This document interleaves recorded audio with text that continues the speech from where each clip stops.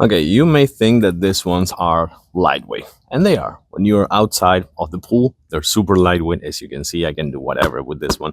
But this brand sent them to me, and I tried it yesterday, and I think this can be really good for, number one, like a post-op, if you're recovering from a surgery or something like that, doing exercise outside of the pool environment, or kind of like going to the gym or your home gym, may be not beneficial unless it is kind of like with a person that actually know what you're doing.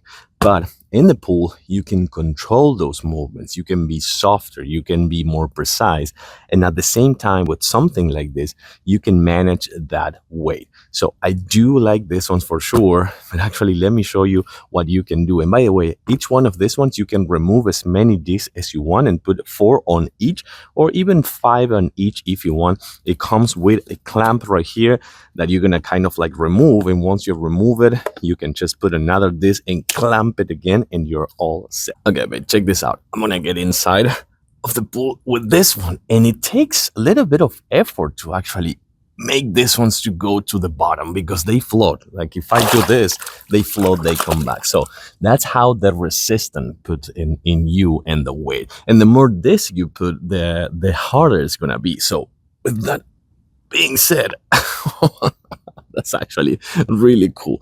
The weight of this one is when you're going down, actually, not when you're going up, because they actually want to go up, but they don't want to go down. So with that being said, you can just do things like this one, for example, and just control that weight. Of course, oh my God, like this one, for example, for your shoulders, going down. Ooh, that's so awesome. Like going down like this, it is not easy at all. And I can feel that I'm exercising. I can feel that my shoulders are actually exercising. They're not burning still, but they're exercising. So that is actually really, really cool. And again, so you can do some biceps. You can use them in your legs, just like this one, for example. I'm gonna try to do this right away. Just like this.